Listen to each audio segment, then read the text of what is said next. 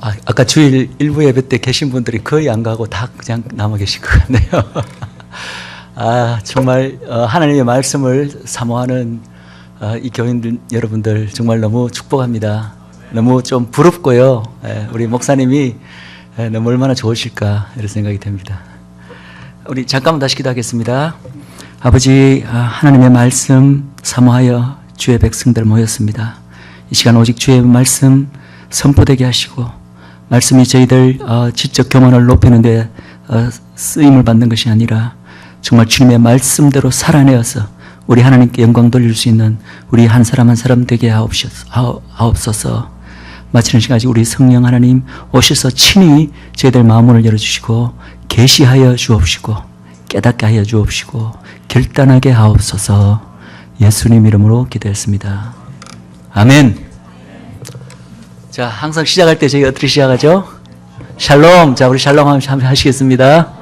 샬롬. 예. 주님께서 부활하셨어도 첫 마디가 샬롬.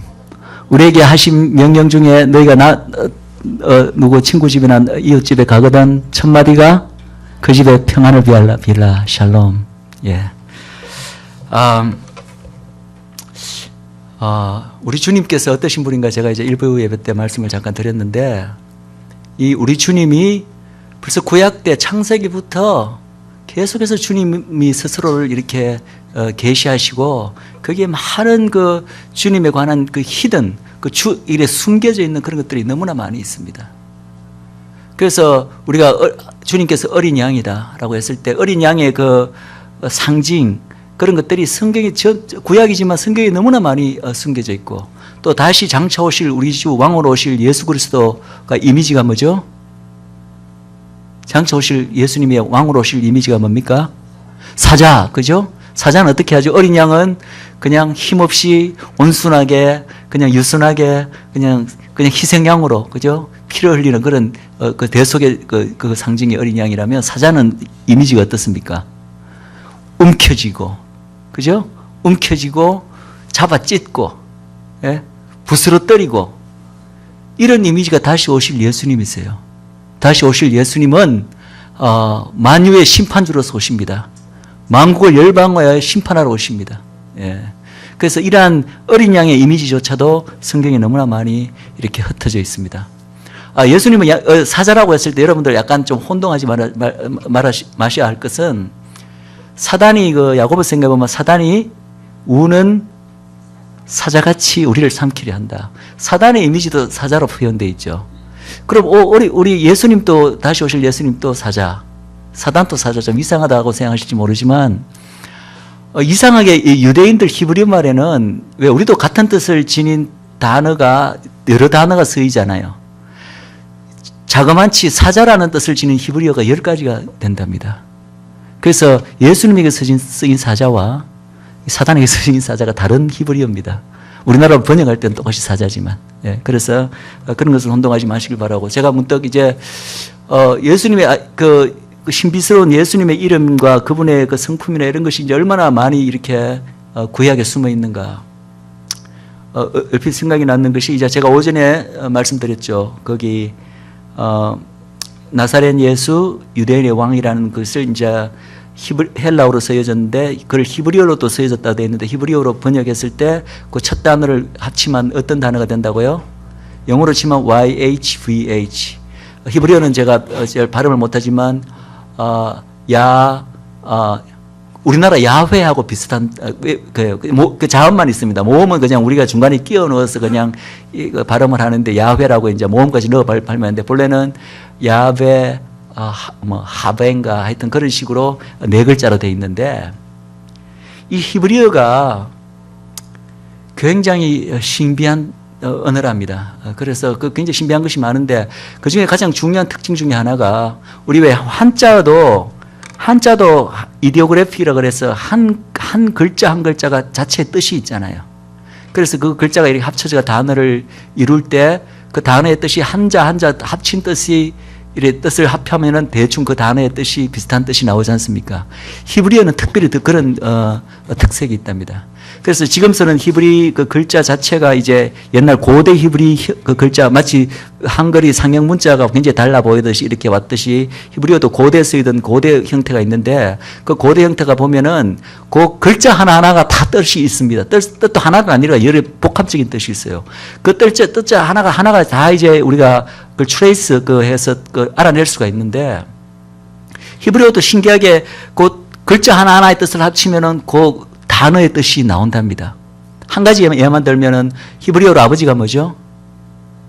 아바. 그죠? 아바가 이제 아버지인데 그 아바란 뜻이 압이란 뜻이 히브리어의 알파벳의 A처럼 첫 글자 알파벳이 알렙이라는 글자입니다. 그래서 하나님은 알파요 오메가라. 그러면 히브리어로 치면은 하나님은 알렙이요 마지막에 오메가의 토인가가 이제 마지막 글자인데 이 알렙이라는 글자 자체가 옛날 형태로 이렇게 황소처럼 생겼어요. 황소, 이 뿔나 있는 황소처럼 생기죠. 황소는 힘의 상징이고 항상 어뜸이란 뜻이고 우두머리란 뜻입니다. 그래서 첫 글자가 지니는 뜻이 우두머리, 지도자, 어뜸이다, 힘의 원천이다 이런 뜻이에요. 그 아바의 아자가 바로 그 뜻이고 바는 바로 집이란 뜻입니다. 집. 즉, 그 뜻을 그냥 연결해 보면은 그 집의 우두머리, 그 집의 지도자. 그게 바로 뜻이 아버지예요, 아버지. 예. 그런데 이 하나님의 고유 이름, 그죠? 하나님의 그 타이틀은 나는 전능하신 하나님이다. 사랑과 은혜의 하나님이다. 하나님의 그 스스로를 나타내는 성품을 나타내는 그런 하나님에게 있는 타이틀이 얼마나 많이 있습니까? 그 중에 고유 이름은 유일하게 계시하신 게 YHVH. 그 네 글자예요.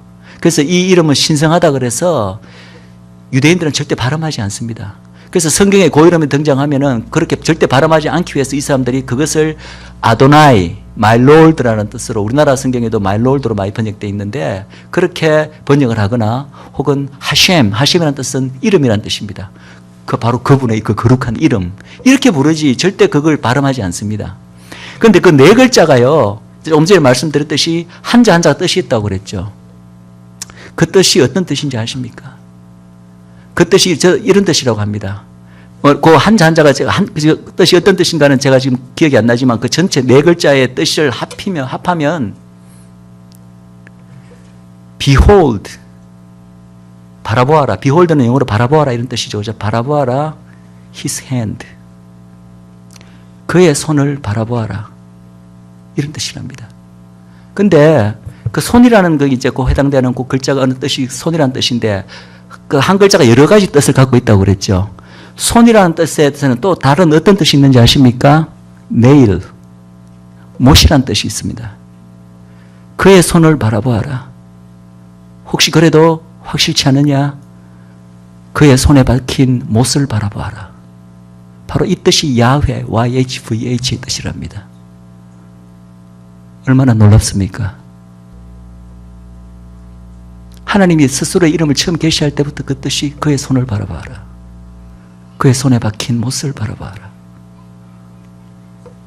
이렇게 우리가 하나님의 말씀을 정말 우리에게 주신 한 글자 한 글자 틀림없는 하나님의 말씀으로 받아들이고 이렇게 공부하고 연구해 보면은 정말 파도 끝도 없는 놀라운 보화가 하나님 말씀에 숨어 있는 줄 믿으시기 바랍니다. 아멘. 저는 이 시간 지난 금요일 날 이제 제가 말씀을 준비한 것이 사실 많이 못 마쳤어요. 그래서 그 부분을 좀 계속해서 이제 사실 이번에 제가 이제 이 교회에 이렇게 초청을 받고 말씀을 크게 이제 네 파트를 준비했습니다. 세 세션 한다고 들었는데 혹시나 몰라서 한 세션을 더 준비했어요. 그래서 네 세션을 준비했는데 그 중에 이제 첫 세션을 반을 지난 금요일 하고 이제 반을 오늘 오후에 하고 그리고 오늘 아침에 들린 것도 제가 설교 때 전한 것은 사실은 준비한 세션이 아니고 어젯밤에 여기서 이제 기도하다가 하나님께서 갑자기 이 말씀을 좀 전했으면 좋겠다. 새로운 감동이 와서 그때 급하게 제가 준비한 말씀이 오늘 말씀입니다. 그래서 사실은 이걸 하더라도 제가 준비한 네 세션 중에 지금 한 세션만 여러분들한테 지금 전하고 가는 셈이 되는 셈인데 또 다음에 기회가 있으리라 믿습니다. 아멘. 그 토라에 대한 말씀을 조금 더 하기를 원합니다. 토라는 바로 우리 하나님께서 이스라엘 백성에게 주어서 바로 우리 인류에게 주셨다고 하죠. 왜냐하면 이스라엘의 그 사명 자체가 토라를 잘 지키는 백성이 됨으로써 하나님의 영광을 나타내고 하나님의 빛을 나타내서 온 열방이 하나님을 알고 그 열방 역시도 하나님의 법을 지키는 하나님의 백성으로 만들고자 하시는 하나님의 뜻이 계시된 것이 토라라고 말씀드렸죠. 그래서 우리가 구약을 흔히 모세와 선지자 이런 표현으로 구약을 다른 말로도 그렇게 표현하잖아요. 그러니까 우리가 모세오경이 있고 그 위에 선지서들이 있고 뭐 문학서들이 있지만은 사실은 그 선지서의 말씀이라든지 문학서의 말씀이 하나님의 새로운 계시가 있는 것이 아니에요. 결국은 모세에게 주어진 그 모세오경 안에 있는 말씀이 그게 하나님의 완전한 하나님의 그 말씀의 세트입니다. 그 규율이 전부고 그 모세오경 그 뒤에 나오는 선지서라든지 그런 문학서는 결국은 전부 다 그것이 모세오경을 가리켜요. 너희들이 왜 이런 법을 줬는데 너희들이 하나님의 백성인데 왜 법을 안 지키고 있느냐. 법을 안 지키고 있으면 하나님이 너희들을 벌할 것이다. 너희들을 멸할 것이다. 이방으로 쫓아낼 것이다. 이런 내용들이 다 선지서 내용 아닙니까? 그래서 선지서의 내용, 선지자들 보면서 계속해서 말씀하신 것은 다시 모세오경으로 돌아가라. 토라로 돌아가라. 그 이야기가 전부 다 구약의 얘기예요. 그래서 우리 주님께서도 살아있는 토라로서 이스라엘 민족을 대표해서 이 토라를 완성하기 위해서 오셨다는 것입니다. 자, 그렇다면 이스라엘 백성은 뭐 그렇다 치고 우리는 어떻습니까? 우리 역시 영적으로 이스라엘임을 믿습니까? 우리 역시 이스라엘에, 근데 우리가 이제 영적으로 아브라함의 후손인데 우리 역시도 이제 그래서 아브라함에게 주어진 언약이 너의 후손을 통하여서 어떻게 한다고요? 전 세계 온 민족이 복을 받게 하리라 됐죠. 그러면 그 후손은 1차적으로는 육적 후손이 이스라엘 민족을 말하는 거지만 우리도 그게 포함되니까 우리는 영적 후손이니까 우리를 통하여서도 온 인류 만민이 복을 받게 하셔야 되잖아요. 그러면 이스라엘 민족이 토라를 잘 지켜 하나님의 영광을 나타내고 빛을 발해서 열방에게 빛을 발하는 역할을 한다면 우리는 그러면 그건 독자적인 별도의 무슨 방법을 통해서 영광을 나타냅니까? 아니죠.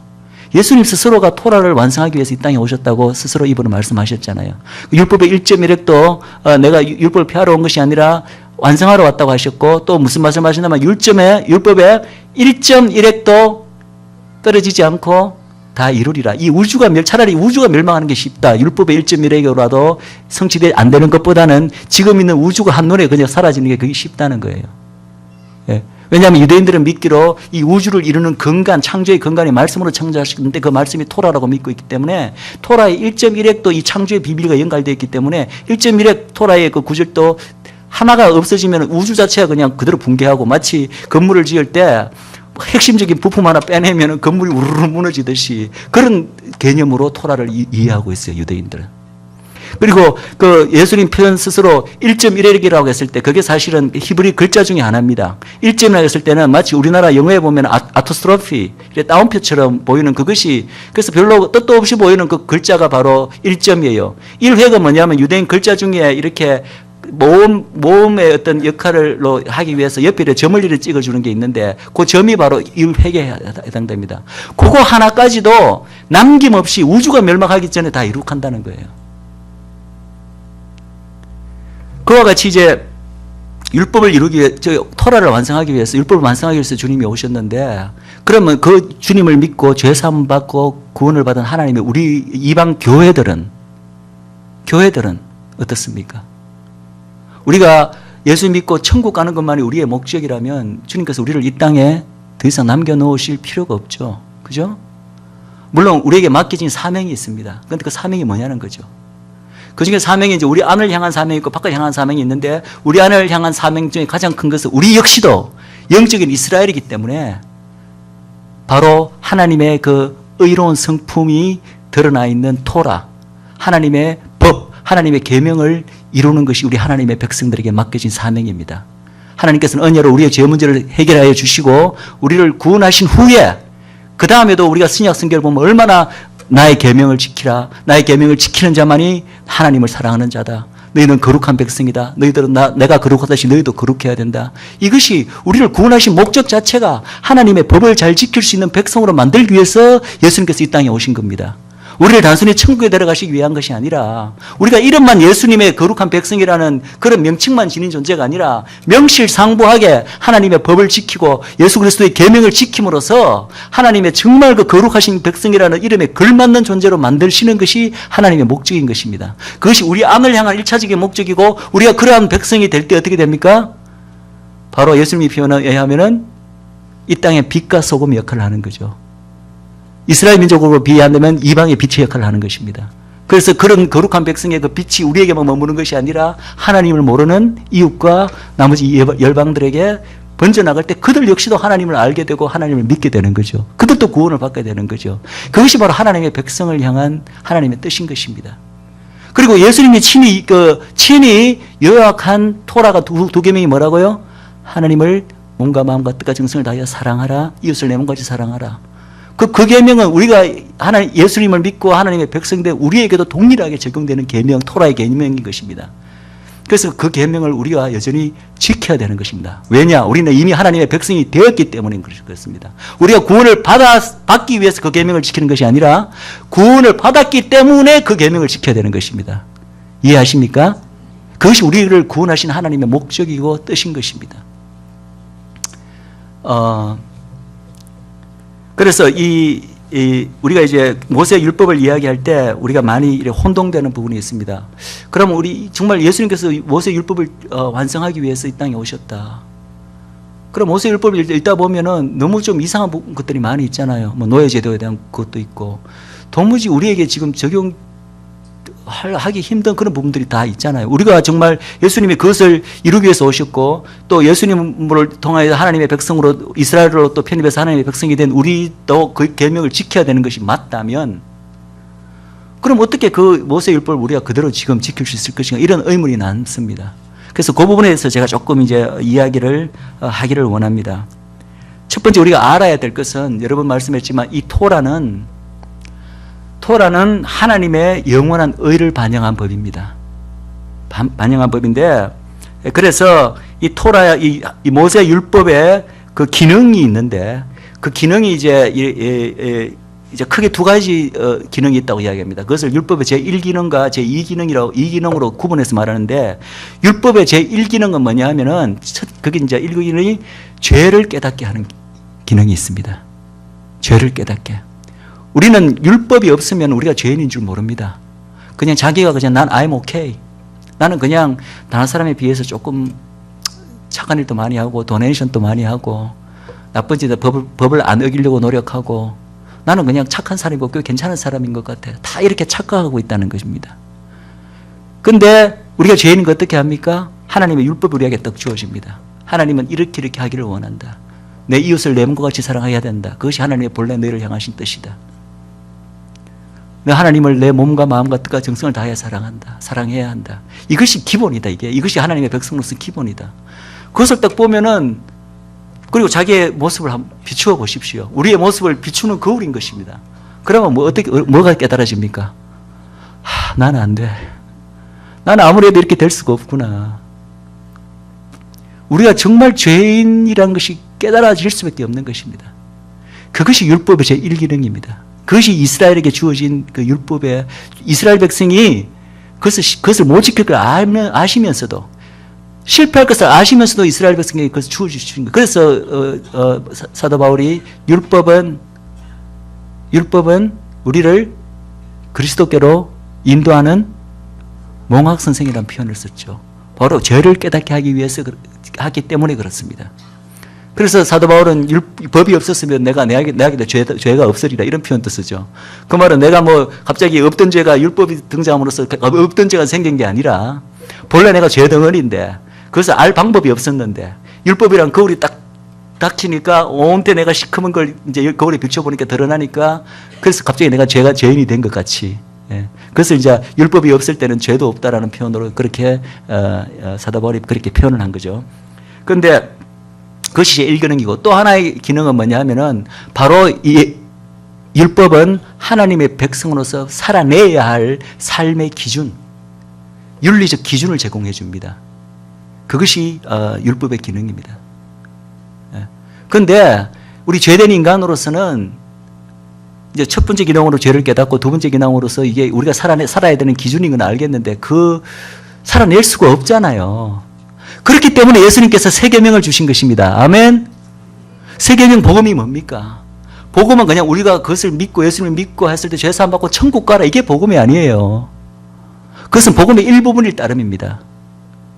좀 더 정확하게 표현하면 복음은 우리가 예수님의 십자가의 그 죽으심으로 우리의 죄 사함을 받음으로써, 그리고 성령이 우리에게 오셔서 우리의 마음을 트랜스폼 시킴으로써, 그 이전에는, 복음 이전에는 절대로 지킬 수 없었던 하나님의 이 거룩함의 이 표본인, 이 상징이 하나님의 율법, 토라를 지킬 능력이 없던 존재가 이제는 변화되어서, 예수님의 십자가의 공로로 변화되어서 마음의 변화를 받아서 우리 안에 성령님이 계심으로써 그 도움을 입어서 마침내 우리도 토라를 지킬 수 있는 존재로, 그렇게 지킬 수 있는 능력을 지니게 되는, 그것이 바로 복음의 능력인 것입니다. 우리가 죽어서 천국 가는 그런 개념이 아니에요. 그것도 맞습니다. 그것도 맞지만, 그러나 이 땅에 살 때는 우리가 정말 명실상부한 이런만 거룩한 하나님의 백성이 아니라 실제로 토라를 지키고 이루어가서 예수님의 계명을 지키고 내 이웃을 사랑하고 하나님을 몸과 정성을 다해 사랑하는 그런 존재로 만들 수 있는 능력을 주는 것이 복음인 것입니다.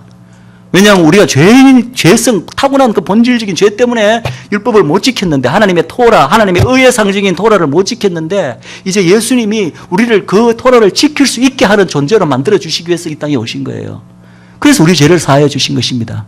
그러므로 죄의 사함을 받아 우리는 여전히 하나님의 계명, 그 토라를 지켜야 될 의무가 있고, 그것이 우리의 목표가 되어야 될 줄 믿습니다. 그리고 그렇게 지켜낼 때 우리는 하나님의 거룩한 백성으로서 빛과 소금의 역할을 하고 빛을 발하게 되고, 이스라엘과 똑같은 그 사명, 즉 열방의 빛이 되는, 이방의 빛이 되는 사명을 우리 이방 교회도 감당할 수 있게 되는 것입니다. 믿습니까? 아멘. 그래서 이제 이 율법을 보면은, 율법이 이제 크게 세 부분으로 우리가 나눠줄 수 있습니다. 그래서 나눠서 우리가 이제 그 의미를 다르게 판단해야 되는데, 첫 번째 이제 여러분들 우리가 이래 구약 성경을 읽을 때 항상 마의 어떤 그 장벽을 만나죠. 구약의 그 제사제도, 성막의 그 세세한 그 구조들, 출애굽기, 레위기 이런 걸 보면은 그냥 읽다가도 그냥 바로 그냥 수면제처럼 자게 되고, 참 내가 성경을 일독하리라 이렇게 마음에 그걸 먹고도 항상 그 부분을 이루면 항상 그가 딱 걸려서 안 넘어가는 부분이 그 부분 아닙니까? 그죠? 예. 그래서 어떤 분들은 그냥 그걸 통째로 건너뛰고 계속해서 일독을 하시는 분들도 제가 많이 봤습니다만, 예, 충분히 이해가 갑니다. 저도 그랬습니다. 근데 이 부분 정말 중요하거든요. 이 우주 만물을 건설했다고 또까지 믿는 이 토라의 상당한 많은 부분이 이 제사장 제도와 성막, 성궤, 그리고 여호와의 희생 제사, 그리고 여호와의 절기들에 대해서 굉장히 많은 부분을 이 부분이 차지하고 있는 이유가 있습니다.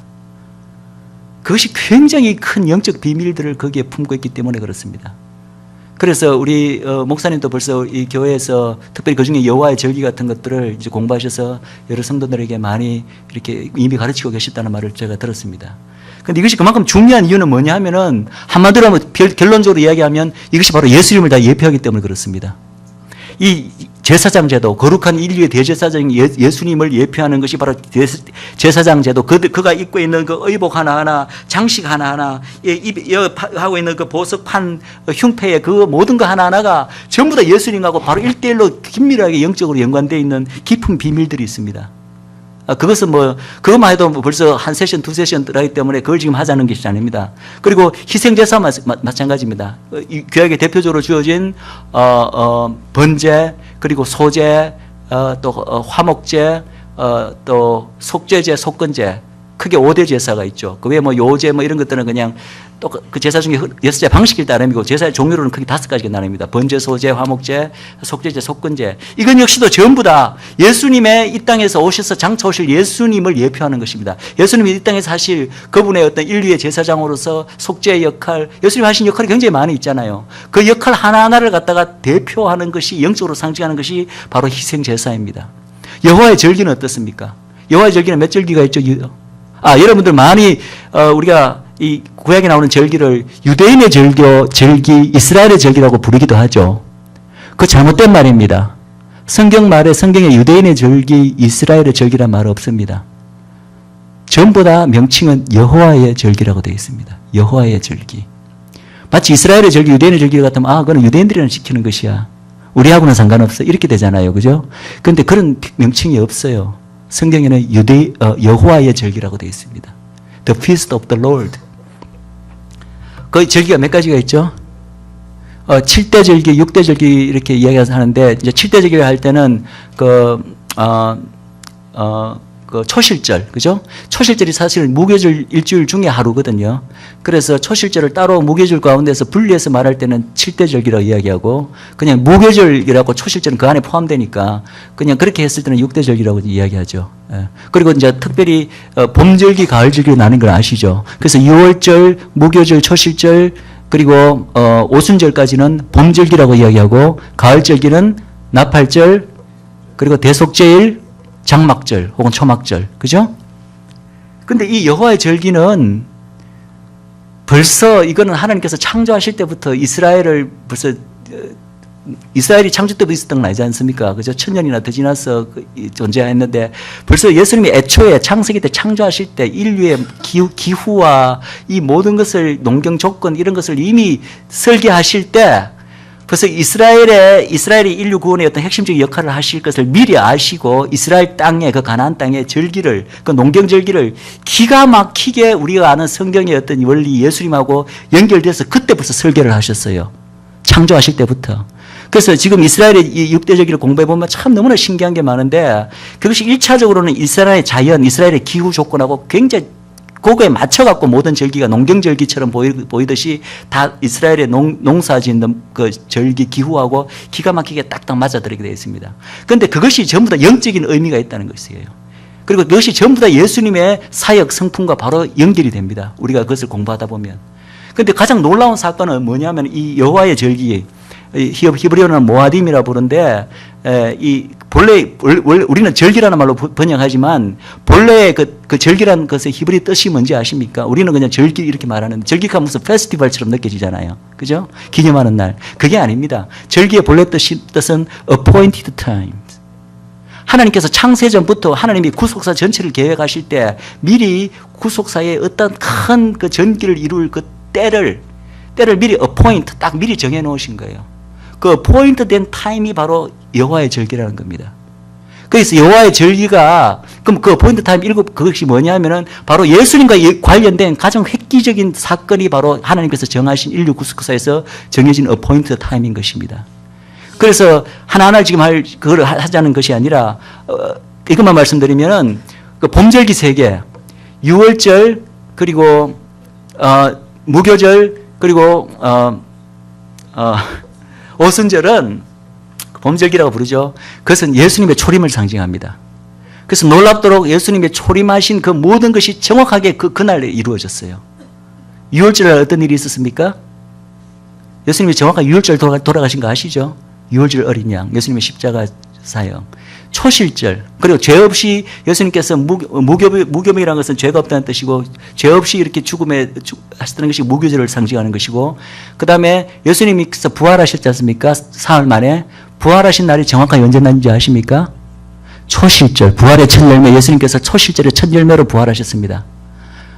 그냥 영적으로만 상징적으로 연결되는 게 아니고, 날짜 자체가 정확하게 그날에 6월절에 돌아가시고 초실절 날 부활하셨어요. 그 다음에 오순절 날에는 어떤 날이 있었습니까? 이제 교회로 보면은 오순절 성령 강림, 사도행전 1장, 2장 사건이죠. 그죠? 그런데 이스라엘에는 어떤 일이 있었는지 아십니까? 오순절 날. 그러니까 물론 예수님 때는 이제 첫 교회가 탄생하는 그게 오순절 날이고, 그렇지만 그 이전 이스라엘에는 오순절에 어떤 날이 있었나요? 모세가 출애굽해서 시내산에서 불과 바람과 번개가 치는 그 가운데, 뇌승이 가운데 하나님께서 모세의 그 시내산 위에 임하셨죠. 그죠? 번개와 불로. 그래서 모세에게 십계명을 준 바로 그날이 정확히 오순절 날입니다. 그래서 구약에서 하나님의 법이 돌판에 새겨져서 준 날이 바로 오순절 날인데, 그와 같은 날에 신약에서 예수님이 승선하시고 성령님이 오셔서 성령님이 우리 마음판에, 이제는 돌판이 아니라 신비의 하나님의 법을 새긴 날이 바로 신약의 오순절 날이에요.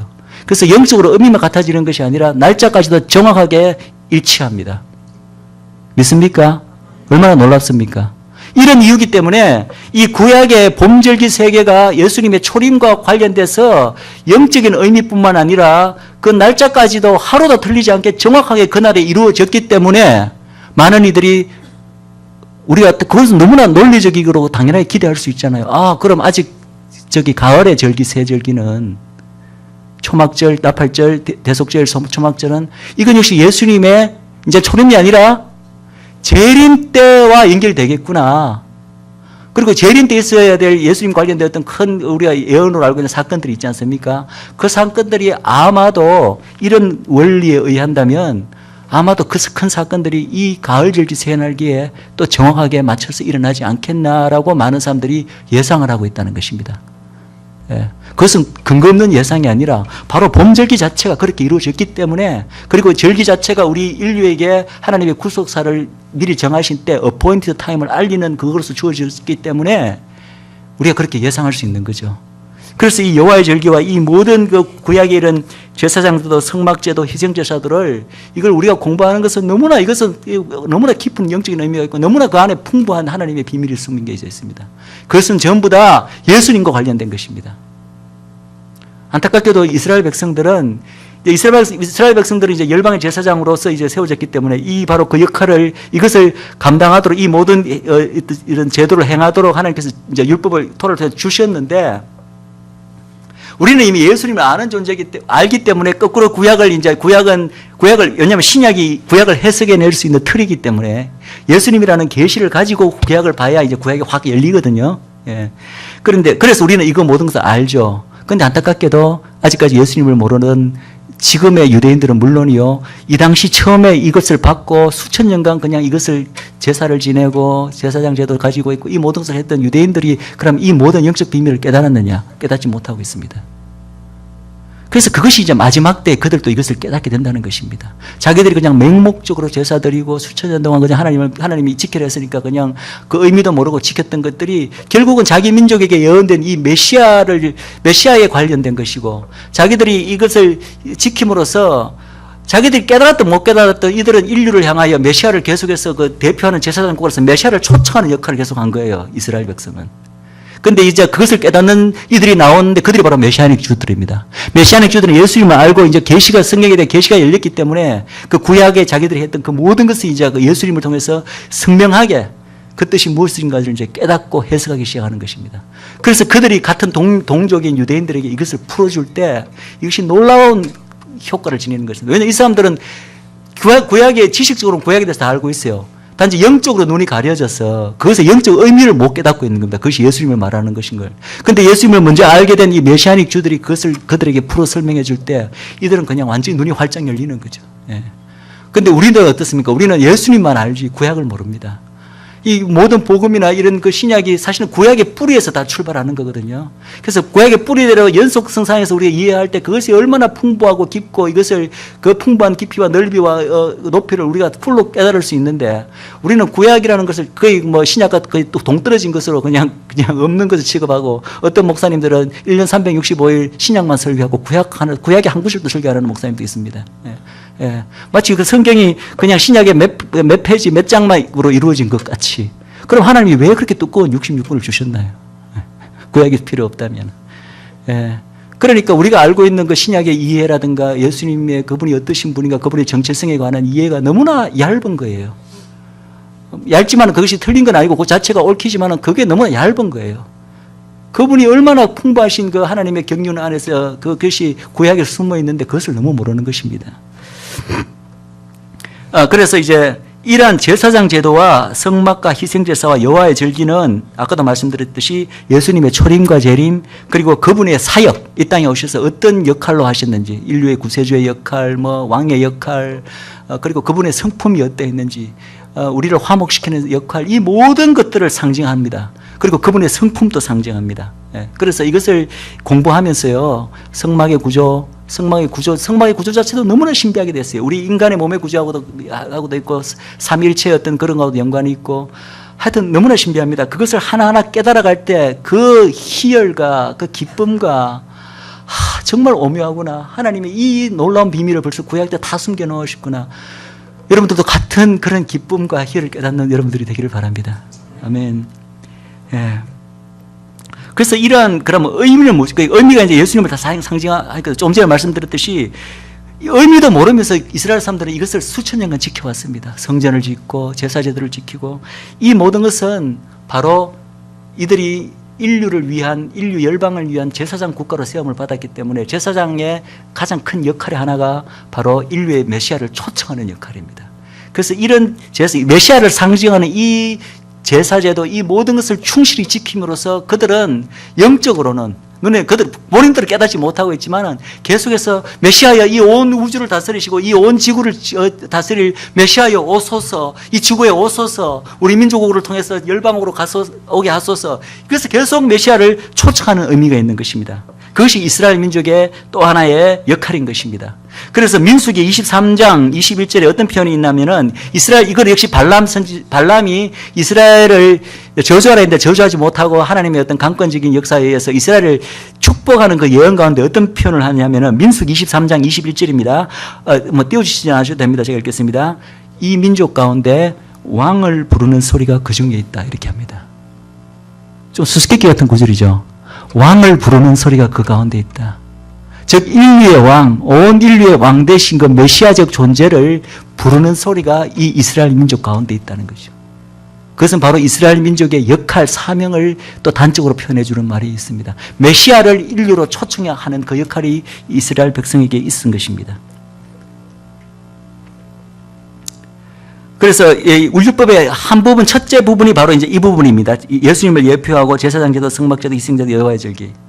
그럼 이제 이 부분은 이제 신약 이후에는 어떻게 된 건가? 그럼 신약 우리가 이제 우리 역시도 토라를 이제 하나님이 계명을 지키고 토라를 완성하러 오신 분이 예수님이기 때문에 그분 안에서 우리도 이것을 지켜야 된다고 볼 때 우리도 그럼 이 부분을 그대로 지켜야 돼. 우리도 그럼 구약 시대처럼 제사장복 입고 뭐 희생제사 지내고 해야 되나요? 그것은 아니라는 것입니다. 왜냐하면은 이 부분은 뭐로 주어졌냐면은 이런 제사제도나 이런 모든 것들은 그림자예요. 예수님을 초청하기 위해서 이 땅에 오게 하기 위해서 그림자로서 상징으로서 주어진 것입니다. 그런데 그림자와 상징이 주어졌는데 실제로 그 본체이신 예수님이 오셨잖아요. 본질이 왔는데 그 일종의 껍데기랄까 상징이랄까 그림자로서의 역할을 하는 이것을 우리가 지금 또 계속 지킬 필요가 없죠. 이거는 더 본체이신 분을 우리가 아는데, 그죠? 그래서 우리는 지킬 필요가 없습니다. 열방 교회들은 물론 우리가 어떤 이제 일을 기념하기 위해서 과거에 이미 일어났던 사건을 기념하기 위해서 어떤 기념의 의미로 어떤 일을 셀리브레이션 하는 그런 있잖아요. 그래서 기념일이라는 게 정해져 있지 않습니까? 뭐 그런 의미로는 우리가 여전히 뭐 여호와의 절기, 예를 들면 여호와의 절기 같은 게 이제 예수님의 초림과 재림을 상징하니까, 예를 들어서 초림일 같으면 6월절을, 예를 들면 6월절을 교회에서는 우리가 셀리브레이션 하지 않지 않습니까? 그렇지만 우리가 아시죠? 예수님이 6월절에 양으로 오셨고 6월절을 정해 돌아가셨잖아요. 그럼 예수님의 십자가 사역을 우리가 알고 있기 때문에 그분의 그것을 셀러브레이트 하기 위해서 우리도 유대인처럼 6월을 한번 지켜보자. 그렇게 할 수 있는 것입니다. 너희들은 6월절을 반드시 지켜야 돼라고 말할 수는 없지만은 우리가 자원적으로 원하는 사람이 있어서 나도 그러면 그 의미를 더 풍성하게 한번 셀러브레이션 하기 위해서 6월절을 지켜보겠다고 할 때 그것이 잘못됐다고 말할 근거는 성경 어디에도 없습니다. 우리 이방 교회에게도 그렇습니다. 그런데 이런 것들의 의미가 유대인들에게는 달라집니다. 왜냐하면 유대인들은 하나님께서 이제 좀 더 자세하겠지만 하나님은 유대인들의 이러한 목적을 해서 특별하게 인류 만민 가운데서 이렇게 뚝 떼어서 구분해 놓은 민족이에요. 그래서 이러한 사명을 감당하고 특별히 구별해 놓은 민족이라는 것을 나타내기 위해서 유대인들 특유에게 그 민족의 마크를 이렇게 달아놓은 게 있어요. 마크. 왜 뭔가를 이렇게 딴 거하고 구분하기 위해서 뚝 떼내갖고 마크를 붙이잖아요. 그죠? 색깔을 다른 색깔을 칠한다든가 뭐 레터를 표를 하나 붙인다거나 그런 마크 역할을 하는 것들이 있다는 것입니다. 그것이 바로 이러한 그것이 대표적인 것이 할례. 그죠? 할례제도 그리고 안식일. 많은 그 크리스천들이 우리도 그럼 뭐 구약으로 돌아가서 우리도 그럼 뭐 주일날 예수님의 부활을 기념하는 주일이 아니라 유대인들처럼 토요일 안식일을 지켜야 되는 건 아닌가. 사실 그것도 제 개인적으로 저한테는 그것도 굉장히 큰 고민이었습니다. 그래서 그거 가지고 좀 오래 했는데 제가 성경 말씀을 읽다 보니까 그게 아니란 걸 깨달았습니다. 깨닫고 또 큰 품도 받았습니다. 이 안식일은 철저하게 보면은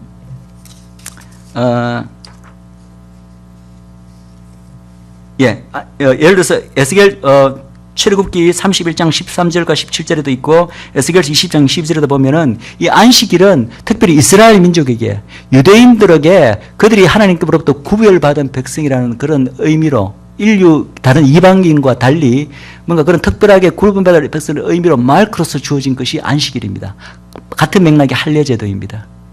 그래서 우리는 안식일을 지킬 필요가 없습니다. 이방 교인들은. 왜냐하면 유대인들과 우리는 다르게 하나님의 구속에서 역할이 다른 어떤 요점에 있어서는 다른 백성으로 구별되어 있기 때문에 우리는 안식일을 지킬 필요가 없습니다. 우리는 예수 그리스도의 부활을 기념하는 주일을 지켜도 됩니다. 그런데 안식일을 지킬 필요가 없다는 것과 우리가 또 우중에 누군가가 또 자원하여 나는 이스라엘의 이런 모든 것을 이제 예수님을 상징하고 이런 것을 내가 존중하고 기념해서 나도 유대인들처럼 안식일을 지키고 싶어라고 했을 때 너 이상하다, 너 잘못되어서라고 말할 근거가 있습니까? 그건 다른 얘기죠. 안식일 날 예배 난 드리고 싶어라고 했을 때 그것이 잘못됐다고 이야기할 근거가 없습니다. 성경 어디에도 너희들은 주일날만 예배를 드려야 된다. 토요일 예배 드리는 것은 교회가 토요일 예배 드리는 것은 잘못됐다라고 말하는 구절 한 구절도 없습니다. 그래서 우리는 안식일을 지킬 필요는 없지만 본인이 원할 경우에는 토요일 안식일을 우리가 이방인도 지킬 수는 있습니다. 그래서 일부 교회인들 가운데에서는 이렇게 이스라엘 가서 유대인들하고 같이 그렇게 안식일을 지키는 사람도 있는 걸로 알고 있습니다. 그렇지만 이제 그것이 이제 그까지는 괜찮은데 거기서 더 한 발짝 더 나아가서 소위 이제 잃어버린 유대의 뿌리로 돌아가자 뭐 이런 운동을 하는 이렇게 있는 것 같은데 그 운동 자체는 옳은 것이고 많은 것이 옳은 것이고 바람직한 것이기도 하지만 그 주장이 너무 지나쳐서 우리도 유대인들처럼 똑같이 그들 민족에게 특별히 주어진 마크로서 주어진 그 어떤 의식들, 토요일 날 안식을 지킨다든가 할례를 받아야 된다거나 혹은 뭐 그런 그 외에도 여러 가지 율법적인 그런 것들을 우리 돼지고기를 먹어서는 안 되고 뭐 이런 식의 것을 우리도 영적인 이스라엘이 되었기 때문에 우리도 그들처럼 그래서 똑같이 해야 된다고 주장하는 사람들이 있습니다. 이것은 잘못된 주장입니다. 이것은 본래 세우신 육적인, 그러니까 아브라함의 후손이 영적 후손과 육적 후손이 같이 이방의 빛이 되어서 온 열방의 복의 근원이 되는 그 역할은 같지만 그럼에도 불구하고 하나님의 구속사회에서 하나님의 육적 후손인 이스라엘 백성과 영적 후손인 이방과의 그 차이를 분명히 두셨고 그 차이를 구분 짓는 그 마크가 이런 할례라든지 안식이라든지 그것은 육적 후손에게 주어진 마크입니다. 그래서 그것을 영적 후손인 우리조차도 그것을 따라야 할 필요는 없는 것입니다. 아멘. 예. 그래서 제가 이 부분을 지난번 1월 달에 왕의 기한 그때 이제 이스라엘의 아리엘 블루멘틀 그분이 이제 이 부분에 대해서 이 율법에 대한 부분을 좀 이렇게 우리에게 말씀을 전가하셨어요. 그러면서 율법을 몇 부분으로 나누고 전가하시면서 이런 부분은 유대인들은 현재 여전히 따라하고 있지만 우리 이방에 구원받은 우리들은 이 부분은 굳이 할 필요가 없다. 그렇지만 이 부분은 여전히 하나님의 영원한 것이기 때문에 따라야 된다. 이렇게 구분하셨을 때 그 강의가 끝나고 난 다음에 제가 이제 이 부분이 클리어하지 않았어. 확실하지 않아서 그분에게 찾아가서 물어봤습니다. 저는 이제 하나님 말씀을 통해서 그게 마음에 확신이 있었지만 그래도 이제 마지막 남은 어떤 그 의심을 지우기 위해서 이제 확인을 받기 위해서 그분에게 찾아와서 이렇게 물었습니다. 아리엘, 우리가 예수님 믿고 이제 하나님의 자녀가 된 교회도 역시 토라를 지켜야 되고 하나님의 윤리, 하나님의 그 도덕의 기준이 되는 그것은 우리가 영원한 것이기 때문에 지금도 지켜야 되는 거 제가 알겠습니다. 그리고 그것이 가장 압축된 것이 십계명 아닙니까? 그래서 그럼 십계명도 우리가 다 지켜야 되는 거 맞죠? 라고 하니까 이분이 제가 딱 질문하는 순간 내가 어떤 의도로 질문하는지 깨달았어요. 그래서 다 맞죠라고 하자마자 바로 첫 마디가 except one. except one 딱 이야기하다. except 그 원이 뭔지 아시죠? 안식일 지키는 거예요. 안식일 지키는 겁니다. 물론 이 안식일이 이제 일주일에 하루를 거룩히 구별해 지킨다는 그런 의미의 안식일 같으면은 신약이 우리도 다 지켜야 됩니다. 그래서 우리가 주일을 지키는 거고, 그래서 영적으로는 우리가 신약의 이 주일을 영적인 안식일로 우리는 생각하지 않습니까? 그렇지만 여기서 안식일이라 하는 것은 구약 때부터 내려오던 유대인들이 지키는 토요일 안식일을 말하는 겁니다. 그래서 그 토요일 안식일을 지키라는 그 10계명의 그 규정, 그거 except one이라고 이야기했습니다. 그래서 그건 제가 이미 제가 그렇게 생각하고 있는 게 맞기 때문에 알겠습니다. 저는 이미 그렇게 생각하고 있었습니다. 라고 그렇게 한 적이 있습니다. 예. 그래서, 율법의 이 부분, 한 부분, 이 예수님을 초청하고 예표하는 이런 부분, 그리고 이스라엘의 민족의 열방과 구분되는 독특한 마크로서 주어진 이런 부분들은 우리, 예수님을 믿고, 하나님의 백성들, 우리 이방교회들은 지킬 필요가 없습니다. 그러나 이제 또 다른 부분들 어떤 부분이냐면은 소위 말해서 사회법이라고 불리는 부분들이 있습니다. 율법을 보면은 모세 율법을 그 레위기를 보면은 그 당시 이스라엘의 농경 사회에서의 어떤 농경 제도와 관련된 거 뭐 양이 어떻게 구덩이에 빠졌을 때 소가 빠졌을 때 소를 어떻게 실수로 죽였을 때 뭐 어떻게 배상하고 노예 제도가 어떻고 이런 모든 사회의 법에 대한 것들이 있지 않습니까? 이런 부분들은 그러면 그때의 사회와 지금 사회가 너무나 달라졌는데 우리가 그럼 그것을 토라를 우리도 지켜야 된다고 할 때 그것을 그대로 가져와 지켜야 되는가? 그대로 가져와 지킬 수도 없고 너무나 다르기 때문에 얼마나 다릅니까? 그죠? 그럼 이 부분은 어떻게 할 것인가? 이 부분은 하나님께서 이제 율법을 이스라엘 백성에게 주실 때 이스라엘 백성은 그 당시 그 시대, 그 고대의 문화와 정치와 그런 모든 지정학적 배경에서 살아왔잖아요. 그 당시 테크놀로지나 이 모든 것을 주님께서 이미 아시잖아요. 고려할 때 이스라엘 백성에게 마치 오늘 현대에 사는 백성들과 같은 그런 식으로의 어떤 사회법을 주실 수가 없는 거예요. 그래서 어쩔 수 없이 그 당시 어떤 문명적으로 낙후되고 또 그 인근 국가들의 온갖 그런 어떤 악한 문화에 아무리 차단시키려고 해도 차단될 수 없는 노예제도 같은 그런 거죠. 그런 것이 어쩔 수 없이 영향을 받을 수밖에 없는 그런 한계가 있는 상황에서 어떻게든지 하나님의 백성으로서 하나님의 의와 하나님의 법을 지키도록 그것을 이렇게 그런 한계적 상황에서 하나님의 법이 그래도 그나마 맥시멈으로 지키고 하나님의 백성으로 어떤 아이덴티티를 유지할 수 있기 위해서 주어진 것이 사회법입니다. 쉽게 말해서 그 사회법은 그 당시 주어진 현실적인 상황에서 하나님의 의를 그 상황에서 최대한으로 발현되기 위해서 주어진 게 사회법인 것입니다. 그렇다면 지금은 우리에게는 상황이 달라졌잖아요. 환경도 다르고 테크놀로지 수준도 다르고 사람들의 주위의 사람들의 인근 이웃들의 그 문화도 다르고 우리가 살고 있는 사회의 문화도 다르고 모든 것이 달라졌잖아요. 그러니까 그것을 그대로 가져다가 우리에게 적용시킬 수는 없습니다. 그러나 뭐는 우리가 적용시킬 수 있습니까? 그 사회법에 결합되어 있는 그 법을 통해서 하나님께서 이루고자 했었던 그 하나님의 긍휼과 사랑과 은혜와 하나님의 의 그런 요소들을 하나님께서 왜 이 시대에 이런 법을 주셨을까? 여기서 하나님이 나타내주고 싶어 하시는 하나님의 의와 긍휼은 무엇인가? 그 원리는 우리가 도출해낼 수가 있죠. 물론 그게 쉬운 작업은 아닙니다. 그렇지만 그거와 그 당시 어쩔 수 없는 그 낙후되고 열악한 그 사회적 환경하고를 최대한 분리시켜서 그 중에 하나님의 의와 은혜로운 그 원칙만 가져서 오늘날의 상황에 적용시켜서 우리가 지켜야 되는 것이 바로 사회법에 관한 범위인 것입니다. 그래서 이 부분은 좀 어려운 부분이기도 합니다. 그리고 이제 제일 중요한 것이 바로 대표적인 것이 모세 10계명과 같이 하나님의 직접 윤리적으로 말하는 것입니다. 윤리적으로 토라에서 얼마나 많은 부분을 이야기하고 있습니까? 이 하나님의 윤리법은 어제나 오늘이나 내일이나 동일하신 우리 하나님, 영원히 변치 않은 하나님, 하나님의 바로 영원하신 의가 투영된 것이기 때문에 이것은 시대를 초월하는 거예요. 이것은 구약이나 중세나 오늘날이나 그대로 영원히 통용되는 것입니다. 그래서 그것은 여전히 우리가 지켜야 되는 것입니다. 오늘날에도. 여전히 살인하고 간음하는 것은 죄요. 남자끼리 여자끼리 동성끼리 그런 악한 행위를 하는 것 역시도 죄입니다. 동성애는 죄입니다. 그래서 어떤 시대적 산물이 아닙니다. 문화적 산물이 아닙니다. 그래서 사람들이 그렇게 주장하잖아요. 그것은 하나님의 영원한 윤리, 하나님이 인류를 처음 만드실 때 하나님의 인류를 남자 여자로 창조하시고 가정이라는 제도를 인류에게 처음 주셨을 때부터 인류에게 뜻하시는 변치 않는 하나님의 남자와 여자를 향한 어떤 그 질서, 그것이 결혼 제도인 것입니다. 남자 여자로 두 성을 가진 존재로 창조하실 때부터 그 그리스도와 교회와의 어떤 신비로운 비밀을 위해서 남자 여자 두 양성으로 창조하셨는데, 그때부터 이미 하나님의 영원한 그 어떤 섭리와 의가 들어가 있기 때문에 동성애가 죄인 것은 그때뿐만 아니라 오늘도 죄인 것입니다. 뿐만 아니라 우리 아는 그 모든 윤리적인 것들은 여전히 오늘날에도 하나님의 의고 그것은 변치 않는 하나님의 법인 것입니다.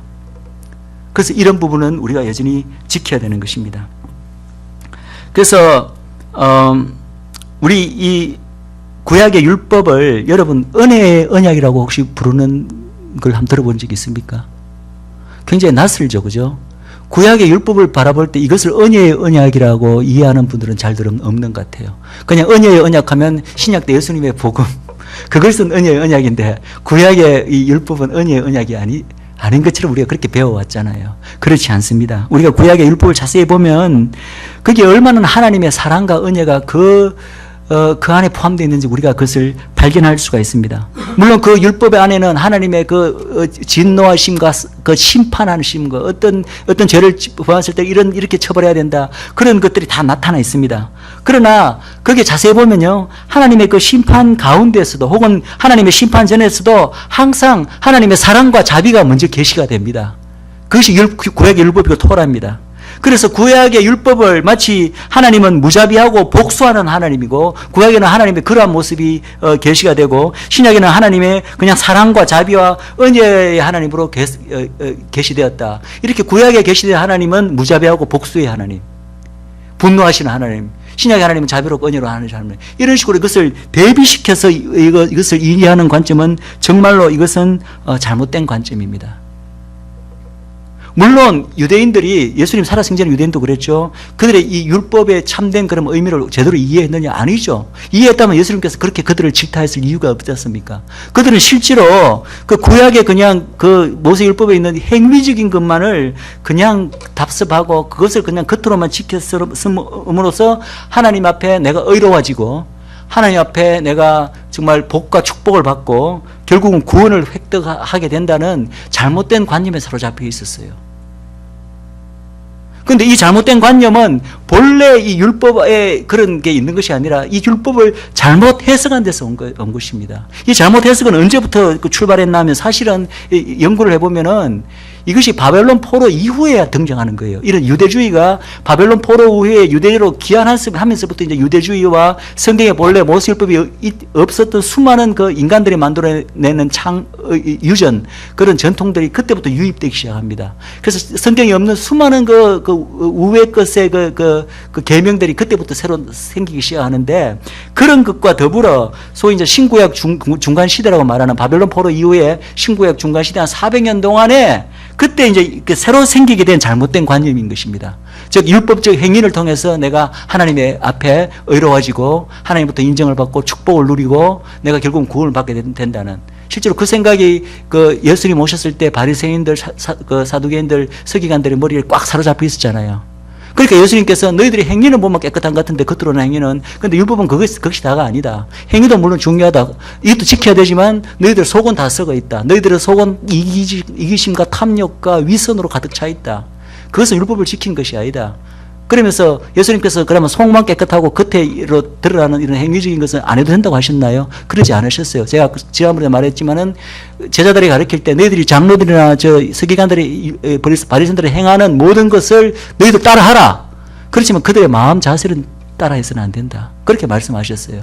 그래서 예수님께서 너희들이 이것도 하고 저것도 해야 하리라 이렇게 말씀하신 거예요. 이것은 겉으로 드러나는 행위도 중요하고 그 안에 행위만으로는 안 되고 그 안에 본래 숨은 동기 그 자체가 깨끗해야 되고 올바라야 된다는 걸 말씀하시는 거죠. 예.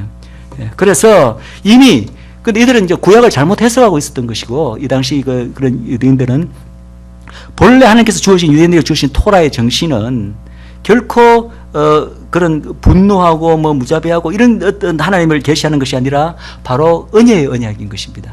그래서 이 토라를 온전하게 준수하게 만드는 힘이야말로 정말 참다운 믿음과 하나님의 사랑이 근본되어질 때 이 토라를 온전히 우리가 지킬 수 있다는 것을 나타내는 것이 벌써 토라에 다 나타나 있은 거예요.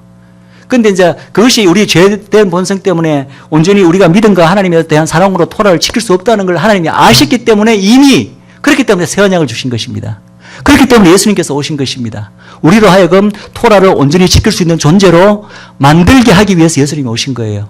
그래서 우리 안에 죄성을 제거하여 주시고 하나님의 사랑과 은혜를 하나를 경험하게 함으로써 우리가 정말 하나님에 대한 사랑으로서 믿음으로써 자원하는 심령으로 누가 시켜서 억지로 유대인들과 같이 너희가 안 지키면 너 구원 못 받아 이런 어떤 강팍관념이나 의무관에서 하나님의 법을 지키는 것이 아니라 하나님의 그 희생적인 사랑을 우리가 경험했기 때문에 그 하나님에 대한 사랑과 그 믿음으로서 자원하는 심령으로서 하나님의 의를 토라를 성취하는 그런 정말 명실상부한 거룩한 하나님의 백성으로 만들기 위해서 예수님께서 이 땅에 오신 것이고 복음이 존재하는 것입니다. 그것 때문에 새 언약이 주어진 것입니다. 믿으시기 바랍니다. 아멘. 예. 그래서 이러한 윤리법은 하나님의 보편적이고 영원한 도덕적 기준을 나타내는 것이다. 그래서 그것은 결코 없어지지 않았을 뿐만 아니라 더 놀라운 사실은 더 강화되었다는 거예요. 윤리법은 없어진 것이 아니라 도리어 강화되었습니다. 왜? 예수님께서 어떤 말씀하셨습니까? 너희가 구약에서 살인을 하지 말라 그랬더냐? 그러면 구약의 유대인들은 살인만 안 하는 것으로 자기들은 그 계명을 지켰다고 생각했잖아요. 그런데 예수님이 어떻게 말씀하셨어요? 그것 가지고 부족하다. 너희들이 형제를 라가라 하거나 바보라고 부르거나 미워하는 마음만 품어도 그 형제를 살인한 것과 똑같다고 말씀하셨어요. 하나님 눈에 보시기에는. 그러니까 윤리법은 없어진 게 아니라 훨씬 더 강화된 거예요. 하나님의 백성들에게. 또 어떻습니까? 간음하지 말라고 했는 것은 너희들이 알지 않느냐. 그러면 이제 그 당시 유대인들은 나는 그래도 간음 안 했어. 나는 하나님 앞에 이 계명을 안 범했어라고 생각했겠죠. 예수님이 뭐라고 하셨습니까? 지나가는 여인을 보고 마음에 음욕을 품은 자마다 간음했느니라라고 말씀하시는 거예요. 이것은 정말 그 불가능할 정도로 높은 하이 스탠다드를 하는 게 제시하시는 거예요. 이 윤리법은 없어지지 않았습니다. 더 강화되었습니다. 강화됐다기보다 더 정확한 표현은 본래 숨은 율법의 의미가 그거였다는 거예요. 그런데 그들이 깨닫지 못하고 있어서 예수님이 그것을 풀어서 그 율법의 그 원주인이시자 이 토라를 주신 분이 바로 우리가 이제 믿기로 이스라엘의 하나님 아까 말씀하셨듯이 이미 모세에게 나타나셔서 이 모든 것을 행하신 분이 저희는 예수님이 그러셨다고 믿고 있는데 이 율법을 주신 분이 바로 예수님이세요. 그 율법의 주인이기 때문에 그 율법의 참 정신을 풀어서 하나님 그분의 백성들에게 풀어서 가르치시기 위해서 오신 또 그 목적 중에 하나가 바로 그거 아닙니까? 예수님. 그래서 유대 민족이 오랫동안 기다려왔던 그들 민족의 메시아가 오면은 그 메시아가 우리를 위해서 어떤 일을 할 것이라 미리 이렇게 기대하는 것들이 있었는데 그 기대하는 것 중에 가장 큰 것 중에 하나가 뭐였는지 아십니까? 그것이 토라를 풀어서 해석해서 그들에게 참 의미를 가르쳐 줄 존재가 메시아다. 그것을 그들은 벌써 수백 년 동안 알고 기다려왔어요. 근데 여러분들 예수님의 생애를 보시면 예수님이 어떤 일을 주로 하셨습니까? 그 중에 수많은 그 강연을 하셨지 않습니까? 예수님께서, 그죠? 올리브산에서의 어떤 그런 강의, 이런 거 굉장히 많이 하셨는데 예수님이 가르치신 걸 가만보면요. 다 구약을 갖고 와서 가르치셨어요. 구약에 너희들 이런 모세율법 이런 게 있지 않느냐? 구약에는 이렇게 하라고 하지 않았느냐? 그러나 나는 이렇게 말하노니 라면서 그것을 교묘하게 변형이라고 하면 이상하지만 그것의 숨은 그 참뜻을 이렇게 풀어 가르치십니다. 즉 토라의 참정신을 유대인들에게 가르쳐 주시는 분이 예수님이었어요. 그런데 아이러니컬하게도 그들이 기다려왔던 그 메시아 상이 바로 토라의 참정신을 우리에게 풀어 가르칠 분. 이렇게 그들이 그것을 기대하고 왔었는데도 불구하고 그리고 실제로 예수님께서 오셔서 그렇게 했음에도 불구하고 그들은 그분이 예수님 그들의 메시아임을 깨닫지 못한 거죠. 눈이 가려워져 있었기 때문에. 예. 그래서 이제 결론, 이 부분을 잠깐 정리하면 성전, 제사장직, 희생제도 이런 것은 실체인 예수님이 실제 오심으로 인해서 그림자적인 역할을 했기 때문에 실체가 왔기 때문에 그것은 이제는 영적인 의미가 이미 성취되어 버렸기 때문에 사라진다. 그래서 우리는 지킬 필요가 없다. 물론 이제 그중에 유대인들의 마르크 역할을 하는 그런 부분들은 지금의 그 메시아를 믿는 유대인들도 여전히 그것을 지키고 있습니다. 그리고 율리법은 하나님의 보편적이고 영원한 도덕적 기준을 나타내는 것이기 때문에 신약의 성도인 우리도 여전히 그것을 지켜야 됩니다. 그리고 성경의 절기, 이거는 이제 그죠. 유대의 어떤 그래 유대의 민족적 유산, 그들의 독특한 민족적 정체성과 연결되어 있는 성경의 절기 지키는 것, 할례, 안식일 이런 것들은 여전히 예수님을 믿는 유대인들 그들 안에도 이것들이 보존되어 있습니다. 예. 그런데 이건 역시도 그들에게는 이렇게 해요. 그들은 자기들이 이걸 지키는 것은 법적으로 자기들이 지키도록 구속을 받아서 지키는 것이 아니라 그냥 우리는 성경을 통해서 우리 민족의 정체성이 구약시대에만 지키는 게 아니라 예수님을 믿고 난 후에 신약시대 그리고 심지어는 장차올 천년왕국 동안과 그 이후에 새하늘 예루살렘 땅에서도 유대민족은 독특한 정체성을 유지한다는 것이 성경에 보면 그것이 굉장히 많이 드러나 있어요. 그런 것에 대한 하나님의 뜻을 우리가 알기 때문에 자원에서 내가 이미 예수님을 알기 때문에 이 그림자로서의 이런 것들은 굳이 지킬 법적인 구속력은 없지만 그러나 우리 민족의 하나님의 독특한 그 부여하신 그 민족적 정체성을 지킨다는 차원에서 자원적으로 우리는 이것을 지킨다라고 이야기합니다. 그래서 그것에 대해서 우리는 시비 걸 수가 없죠. 시비 걸 수가 없을 뿐만 아니라 충분히 저희들은 그것에 대해서 지지해야 될 줄 믿습니다. 제가 몇 시 시작했죠? 제가 중간에 잠깐 브레이크를 한번 가지기를 원하는데 지금 2시 반에 아니지? 약 1시간 됐나요? 제가 그러면은 한 30분만 더 하고 잠깐 브레이크를 좀 가지죠. 예, 예. 20분, 예. 예. 자, 아까 그 예수님이 유대인의 왕으로 오셨기 때문에 그분이 유대인의 그 하나님으로부터 받은 역할과 사명을 대표해서 대리해서 행했다라고 이제 그런 말씀을 한 적이 있습니다. 근데 우리는 사실은 유대인의 역할에 대해서는 잘 몰랐고 예수님이 우리 인류에 대해서 어떤 역할을 하러 오신지에 대해서는 우리가 이미 먼저 알고 있었습니다. 그렇죠? 그래서 그 역할을 이제 한마디로 표현한다면은 예수님의 호칭 타이틀에 그 비밀이 숨어 있습니다. 우리가 예수님을 한마디로 부를 때 메시아 그리스도라고 부르지 않습니까? 그죠? 이것은 예수님의 고유 이름은 뭡니까? 예수아가 예수님의 고유 이름입니다. 다 아시죠? 그렇지만 그리스도와 메시아라는 것은 예수님에게 무슨 타이틀이에요. 마치 대통령 우리나라 대통령이 누구죠? 박근혜는 고유 이름이고 박근혜 씨를 우리는 대통령이라고 부르지 않습니까? 그 대통령이라는 것은 박근혜 씨의 이름이 아니라 타이틀이죠. 타이틀. 그분이 어떠한 직분을 가지고 있는가. 그죠? 마찬가지죠. 예수님은 고유 이름이고 메시아와 그리스도는 그분의 직분을 나타내는 말입니다. 그럼 그 직분의 뜻이 뭡니까? 메시아 그리스도. 제가 지난번에 잠깐 언급한 것 같은데 기름 부음 받은 자라는 뜻입니다. 기름 부음 받은 자. The anointed. 기름 부음 받은 자라는 뜻은 구약시대 때 실제로 기름 붓는 사건이 많이 있잖아요. 그래서 기름 부어도 하나님의 권능과 어떠한 능력이 임하는 사건이죠. 그죠? 그래서 기름 부음 받은 자라는 뜻의 히브리어가 메시아고 그것을 똑같은 뜻인데 헬라어가 그리스도입니다. 크리스토스. 예? 그래서 같은 뜻이에요. 메시아나 그리스도 똑같다. 하나는 히브리어고 하나는 헬라어인데 그러면 이 기름 부음 받은 자라는 것이 바로 예수님의 그 직분, 우리 인류에 대한 직분을 총괄해서 나타내는 하나의 타이틀인데 그 타이틀이 그러면 구체적으로 어떤 뜻을 지니느냐라는 것을 알기 위해서는 구약시대 때 그러면 하나님께서 하나 예표로 부어주신 이 기름 부음 받은 사건이 구약의 여러 이제 구약의 스토리에 나오는데 그 기름 부음을 받은 이들이 과연 누군가를 알아보면은 예수님이 구체적으로 어떤 역할을 한 것을 알 수가 있죠. 예? 그래서 그 구약에 보면은 이 기름 부음 받은 직분이 세 직분이 있습니다. 무엇입니까? 왕, 제사장, 선지자 그렇습니다. 그런데 이 세 직분을 한꺼번에 동시에 받은 사람이 있습니까? 우리가 알기로는 없는 걸 알고 있습니다. 모세조차도 레위 지파에서 나왔지만 제사장직을 겸하지는 못하였습니다. 제사장직은 아론, 모세의 형제에게 맡겨졌죠. 왕의 역할과 선지자의 역할은 모세가 동시에 했습니다. 그렇지만 세 직분을 겸하지는 못하였습니다. 그 이후에 이스라엘의 어떤 왕도 제사장 직분을 겸하지 못하였습니다.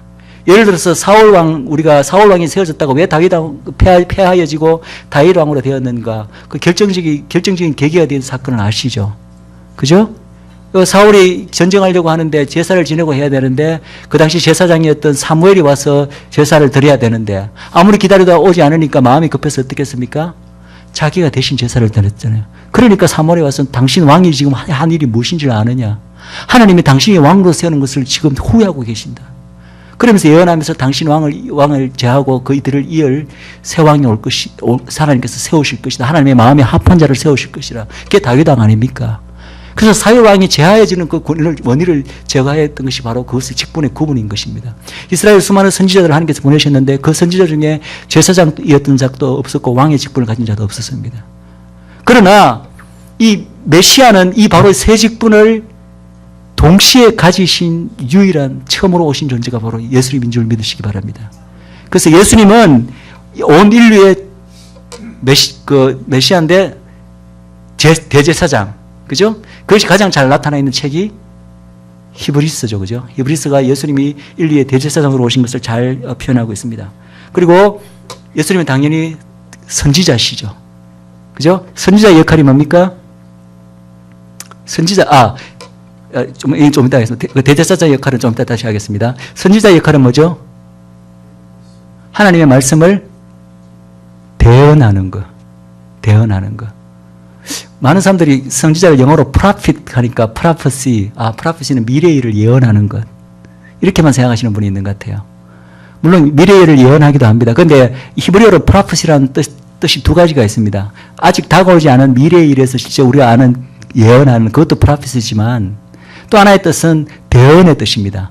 대언의 뜻은 그냥 하나님의 말씀을 받아서 지금 그 메시지를 하나님의 백성에게 전하는 것이 대언입니다. 그것이 꼭 미래의 일일 필요가 없습니다. 과거의 일일 수도 있고 지금 현재 하나님의 백성들의 영적 상태라든지 그것이 하나님 앞에 죄를 범하고 있을 때 하나님께서 그것을 깨우쳐 주시고 너희들은 회개하라, 너희들은 나에게 돌아와야 된다, 이대로 계속 가면 너희들은 멸망하게 될 것이다, 심판을 받게 될 것이다, 이렇게 선지자들이 하는 그것이 대언이죠. 그것이 바로 프라프스입니다. 그것 역시도. 그래서 그런 역할을 하는 것이 바로 선지자인데 예수님께서 그 말씀 하시잖아요. 예수님께서 이 땅에 오셔서 하신 무슨 말씀이 어떤 말씀 하셨어요? 내가 스스로 하는 말은 하나도 없다라고 하셨죠. 내가 하는 말은 모두 하나님께서 내한테 주신 말씀이다.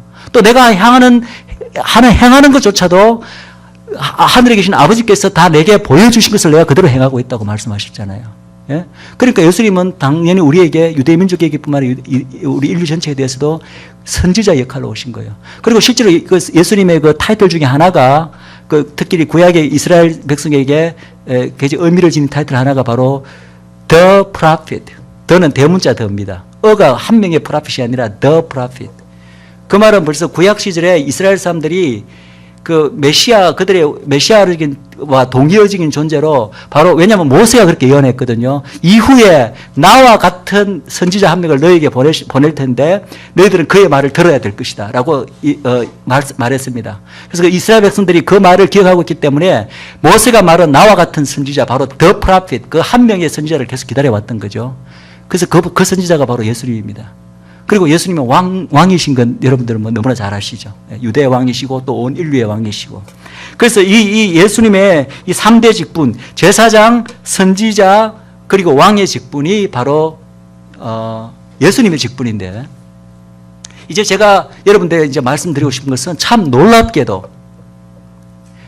성경 말씀을 보니까 예수님만이 제사장이고 왕이고 선지자가 아니라 이 하나님의 택하신 이 이스라엘 백성에게도 성경이 너희들은 제사장이다, 너희들은 왕이다, 너희들은 선지자라고 부르고 있다는 겁니다. 즉 예수님이 이스라엘 백성에 대해서 그리고 온 인류에 대해서 가졌던 이 역할, 그 직분이 제사장, 왕, 선지자의 직분을 그 예수님의 백성이었던 이스라엘 아브라함 육적 후손인 이스라엘 백성에게도 하나님께서 동일한 직분을 주시는 거예요. 그러면 그 직분을 주신 대상은 누구라는 겁니까? 대상, 바로 열국이죠. 열방, 온 세계 이방을 말하는 것입니다. 그래서 성경은 분명히 말하기를 이스라엘이라는 한 나라, 민족 전체를 가리켜서 너희들은 제사장 나라다. 뭐에 대해서? 열방 전체에 대해서 제사장 나라다. 너희들은 열방 전체에 대해서 선지자 나라다.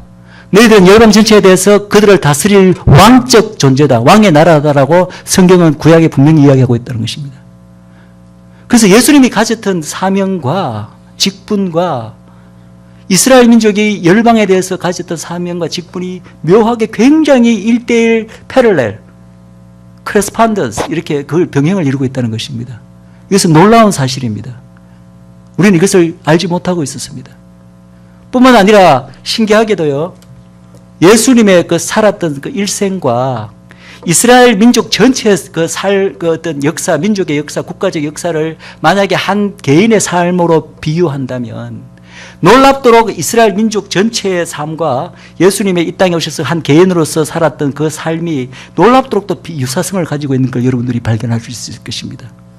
이것은 놀라운 일입니다. 마치 예수님께서 이스라엘 민족을 대표해서 그 나라의 왕으로서 아까 제가 이스라엘 민족에 맡기신 세계를 향한 그 민족적 그 사명 역할을 완수하셨다라고 제가 이제 일부에서 말씀드렸는데, 비슷하게 예수님께서 인류 전체에 대해서 가지는 그 직분을 이스라엘 민족 열방에 대해서 비슷한 직분을 가지고 있고, 또 그 삶조차도 그분의 백성인 이스라엘 백성은 그 백성의 왕이었던 예수님과 비슷한 삶을 산다는 것입니다. 대표적인 것이 바로 고난받는 삶인 것입니다. 예수님이 얼마나 고난받은 삶을 사셨습니까? 그것은 고난받으실 필요도 없지만 우리를 위해서 희생양의 역할로서 고난을 받으셨잖아요. 그죠? 근데 이스라엘 백성조차도 얼마나 많은 고난을 받았습니까? 이제 그 부분을 제가 좀 더 자세히 설명해서 오해의 여지가 있기 때문에 그들이 예수님은 죄 없이 우리 때문에 100% 희생양으로서 고난을 받으셨지만 이스라엘이 받은 그 고난은 그거 이상의 의미가 있습니다. 그들이 죄 때문에 받은 고난의 부분이 굉장히 큽니다. 그런 차이가 있기는 있지만, 그러나 그들조차도 이유 없이 애매하게 매를 맞고 고난받은 것이 너무나 많습니다. 예수님처럼요. 왜냐하면 그들 역시도 인류의 제사장적인 역할로 부름받았기 때문에 그렇습니다. 그래서 우리가 예수님을 흔히 고난받는 종이라 부르지 않습니까? 그죠? 이사야서 53장에 가장 고난받는 종의 이미지가 나타나 있죠. 그죠? 그런데 유대인들은 왜 예수님을 못 믿는 줄 아십니까? 성경에 이렇게 구약에 보면은 그 고난받는 종의 그 메시아에 대한 예언들이 종종 이렇게 나옵니다. 그럼 우리는 말하죠. 이거 봐라. 예수님 일생을 봐라. 이대로 성취되지 않았느냐. 그래서 이 예언은 다 예수님을 가리키는 것이고 예수님을 위해서 성취되었다고 말하죠. 그럼 유대인들은 뭐라고 말하는지 아십니까? 무슨 소리냐. 여기서 말하는 고난받는 종, 받은 종은 우리다, 우리. 이스라엘 민족이다. 예수님 개인을 말하는 것은 우리를 가리키는 말이다. 그래서 그들이 그 구절을 예수님에 대한 예언으로 안 믿는 거예요. 그러면 그들이 100% 틀렸느냐 하면은 그것이 아니라는 것입니다. 묘하게도 예수님에 대한 많은 예언의 구절이 물론 예수님 상에 또서 개인적으로 100% 성취되었지만 그것을 이스라엘 민족에게 적용시켜서도 묘하게 같이 들어맞는 구절이 굉장히 많다는 것입니다.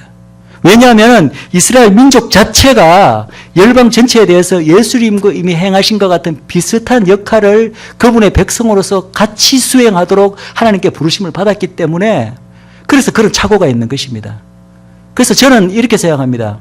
그런 예수님에 대한 예언의 구약의 구절들이 다 더블 미닝을 지니고 있다고. 1차적으로는 예수님에 대한 예언 맞습니다. 예수님에 대해서 성취되었습니다. 그렇지만 그것은 이스라엘에 대한 예언이기도 하고 이스라엘이 장차 궁극적으로 예수님 안에서 성취되어야 될 어떤 민족의 운명에 대한 예언이라도 이렇게, 왜냐하면 성경 말씀은 굉장히 멀티레이어, 굉장히 이렇게 한 가지 뜻만 있는 것이 아니라 굉장히 신비한 하나님의 말씀은 굉장히 복합적인 의미를 지니고 있어요. 예를 들어서 이렇게 한 가지 예만 들죠.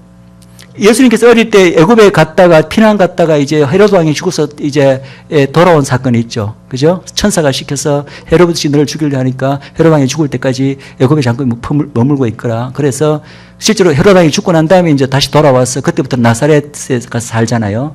그때 성경 말씀이 어떻게 되어 있냐면은 이것은 호세아서인가? 지금 제가 장절이 잠깐 깜빡했는데 거기에 대한 내 아들이 애굽에서 내 아들을 불렀다라는 그 말씀의 예언의 성취라고 되어 있습니다. 근데요, 그 장절이 말하는 구의 고절을 찾아가 읽어보면은 그 구절이 뭘 가리키냐 하면 이스라엘 백성을 가리키는 거예요. 이스라엘 민족을 가리켜요. 이스라엘 민족이 애굽에 있었다가 출애굽했잖아요. 그 사건을 가리키는 거로 문맥상은 그렇게 되어 있습니다. 그런데 그것을 신약에서 인용할 때는 예수님에게서 그 예언이 성취되었다고 말하는 거예요. 그럼 그건 예수님에게만 맞는 예언인가요? 아니죠. 구약의 문맥상으로는 이스라엘 백성에게도. 그러니까 놀라운 것은 이 생애를, 이 예수님의 생애와 이스라엘 민족의 이 생애를 비교해 보면은 그렇게 놀라울 정도로 유사성이 있는 것을 여러 개보로 발견할 수가 있을 것입니다. 예. 그래서 이런 것을 우리가 알게 되면 참 너무나 놀랍습니다. 그래서 이 제사장 나라, 그리고 왕의 왕적 존재, 그리고 선지자 나라로서의 역할을 이제 제가 지금 설명하기 전에 이 이스라엘이 정말 열방 중에서 독특한 위치를 차지한다는 그런 표현이 이제 구약에 여러 번 등장하는데, 그 중에 제가 몇 가지만 말씀드리겠습니다. 자, 첫 번째, 이스라엘 민족에게 대해서 구약에 보면은, 예를 들어서 출애굽기 33장 16절에 보면은, 내가 너 이 백성을, 이스라엘을 천하 만민 중에서 구별하였다, 이런 표현이 있습니다. 이 구별하였다는 말은 세퍼레이트 시켰다는 말이에요. 세퍼레이트라는 영어 뜻 아시죠? 그죠? 구별을 이렇게 딱뚝 띄어놓는 거. 예, 그렇게 표현이 있고, 그 다음에 민수기 23장 9절에는 아주 신기한 표현이 있는데, 민수기 23장 9절에는 바로 야곱 이스라엘 민족에 대한 예언인데, 이런 표현이 있습니다. 너 이스라엘은 열방 중에 홀로 거할 것이다. 열방 중에 홀로 처할 것이고, 절대로 그 열방 중에 one of the nation 하나로 여기지 않을 것이다. 이렇게 되어 있습니다. 굉장히 특별하게 하나님께서 같이 읽어볼까요? 9절 시작.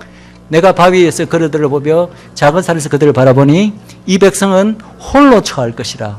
그를 열방 중에 하나로 여기지 아니하리라. 이것은 역사적으로 여러분 성취된 걸 아십니까? 이스라엘 민족이 결국 AD 70년에 멸망해서 전 세계 모래알같이 흩어졌잖아요. 그 민족이 열방 가운데 섞였습니까? 우리는 보통 다른 민족은 100년은커녕 50년만 그래 섞어놓으면 민족적 아이덴티티, 언어, 문화 다 잃어버리고 그냥 그 민족이 동화되어 버립니다. 그러나 이스라엘 민족은 소수임에도 불구하고 전 세계에 어디 흩어졌어도 그 민족의 아이덴티티, 그것을 잃어버리지 않았습니다. 언제서나 그냥 소위 왕따예요, 왕따. 결코 다른 민족과 섞이지 않고 어울리지 않고 항상 따로 떨어져 있고 자기 민족만의 독특한 그 관습과 그 어떤 그 하나님에 대한 신앙을 지키면서, 그것이 벌써 이때 예수님이 벌써 이스라엘 민족이 처음 이제 형성될 때 이 모세 오경을 받을 때 벌써 예언되어 있는 거예요. 수천 년 이후의 일들이 벌써 예언되어 있는 것입니다. 이 민족은 끝까지 홀로 처할 것이다. 그리고 그 수많은 다른 민족들의 그 뛰어난 테크놀로지와 군사력과 그 모든 것에도 불구하고 결코 그 가운데 하나로, 본인들도 스스로를 다른 민족들의 하나로 여기지 않을 뿐만 아니라 다른 민족들도 이 유대 민족은 절대 동화될 수 없는 그런 하나로 여기지 않는다는 것입니다. 그래서 다윗의 별을 붙여갖고 캠프를 짓고 유대인들을 따로 분리시키고, 결국은 그것도 안 되니까 미워서 미운 털이 박혀서 결국은 이들을 완전히 말살시키려는 시도가 역사적으로 얼마나 많이 있었습니까? 유대 민족은 독특한 민족입니다. 하나님 앞에 독특하게 실렉션 되었고 구분되고 결코 섞이지 않는 민족으로 그렇게 되어 있습니다. 레위기도 모세오경 중에 하나 있잖아요. 레위기 20장 26절에는 이 이스라엘 민족이 만민 중에서 구별됐다고 했습니다. 이때 구별됐다는 뜻의 그 영어 그 단어에 보면 sever이라는 표현을 썼습니다. sever라는 뜻이 어떤 뜻인지 아시죠? 가위로 뭐를 딱 잘라갖고 두 조각 내는 것, 딱 나뉘는 것, 그것을 sever라고 합니다. 그렇게 구별됐다는 뜻입니다. 그 반면에 이 이스라엘 민족에 대해서 하나님께서 또 어떠한 참 특별한 표현을 쓰시느냐 하면은 출애굽기 19장 5절, 그리고 신명기 14장 2절에 어떻게 표현되어 있냐면은 이 민족을 special treasure of the Lord. 우리나라 말로 번역하면 어떻게 됩니까? special treasure of the Lord. 하나님의 여호와의 특별한 보물이라고 부르고 있습니다. 유대 민족을. 자존심 상하십니까? 저는 조금도 자존심 상하지 않습니다. 하나님이 그렇게 부르셨어요. Special treasure of the Lord. 그리고 신명기 26장 18절에는 우리나라 말로도 정확하게 자기의 보배로운 백성, 시편 135편 4편 말씀에도 자기의 특별한 소유, 이사야서 43장 4절 말씀에는 너는 나에게 보배롭고 존귀하게 여기며 내가 사랑하는 자다. 이스라엘을 향한 야곱아 이스라엘아, 너는 나의 눈에 보배롭고 존귀하게 여기며 사랑한다. 이렇게 하고 있습니다. 또 어떻습니까? 이스라엘은 스가랴서나 신명기 10절에 보면은 32장 10절에 보면 이스라엘은 하나님의 눈동자라고 표현하고 있습니다. 그래서 이스라엘을 지킬 때 내가 너를 눈동자같이 지키겠다고 말씀하십니다. 그리고 스가랴서 2장 8절에는 이스라엘을 범하는 자는 하나님의 눈동자를 범하는 것이라. 눈동자가 우리 몸 신체 중에서 우리 몸이 가장 예민하게 민감하게 지키는 부위가 어느 부위인지 여러분 아시죠? 눈이지 않습니까? 눈에서는 조그마한 티끌 하나도 안 들어가려고 하면 눈이 어떻게 합니까? 깜빡깜빡 하면서 그것을 막아내잖아요. 그만큼 예민하게 보호하는 부위가 눈입니다. 그래서 하나님은 이스라엘을 비유하실 때 하나님의 눈에 비유하시는 거예요. 그래서 내가 눈동자를 지키듯이 내가 이스라엘을 지키겠다. 누구든지 눈동자를 범하는 것은 하나님의 눈동자를 범하는 거라고 말씀하고 계십니다. 눈동자 범하면 얼마나 아프겠어요. 그죠? 이 눈동자같이 하나님을 눈동자같이 지키시는 하나님의 그 역사가 성경 전체 이스라엘 역사에 너무나 많이 나타나 있습니다. 그것을 이 시간에 다 할 수도 없습니다. 그러나 이것이 이러한 그 원리가 눈동자같이 하나님의 백성들을 지키시는 이것이 고대 그럼 성경에 나오는 그때만의 스토리냐. 오늘날에 그 이스라엘이 1947년 건국되고 난 다음에 오늘날의 현대 스토리를 여러분들 공부하면 정말 믿을 수 없는 놀라운 기적들을 여러분이 경험하게 되실 것입니다. 이스라엘이 탄생 때부터 47년 탄생 때부터 바로 탄생하고 바로 그 다음 날에 인근의 모든 아랍 연합국이 연합하여 이스라엘을 완전히 멸망시키고 지중해로 다 밀어붙이기 위해서 일으킨 전쟁이 1차 중동전쟁, 다른 말로 독립전쟁이라고 했습니다. 바로 독립을 선포하고 바로 그 다음 날입니다. 그 다음 날에 밀고 들어왔습니다. 40만의 대군들이. 그 당시 이스라엘은 무기라고는 소총 몇 자루밖에 없었습니다. 탱크도 한 대 없었습니다. 그런데 아랍연합군에는 벌써 탱크가 그 당시에도 벌써 수백 대가 있었어요. 그런데 도저히 지금 우리가 보면은 믿을 수 없는 그런 어떤 기적적인 일들이 일어나서 2년간의 걸친 끝에 침략군들이 패퇴되고 이스라엘 민족이 그 나라를 지켜냈습니다. 2차 수에즈 전쟁 때도 그렇고 3차 중동 전쟁 때도 그렇습니다. 특별히 3차 중동 전쟁을 6.1 전쟁이라고 부르죠. 그래서 2000년 만에 이방 땅에 밟혔던 예루살렘이 이제 처음으로 2000년 만에 이스라엘에게 회복된 그때의 전쟁이 6.1 전쟁이죠. 그래서 영적으로 엄청난 의미를 지니는 사건인데 그때 6.1 전쟁에도 놀라운 하나님의 기적적인 일들이 있습니다. 저쪽에서 엄청난 탱크 부대가 몰려오는데 저쪽에 근데 갑자기 진격을 멈추고 탱크병들이 전부 다 자리에서 뛰쳐나와갖고 전부 다 자기 탱크를 버려두고 도망을 가는 사건이 생깁니다.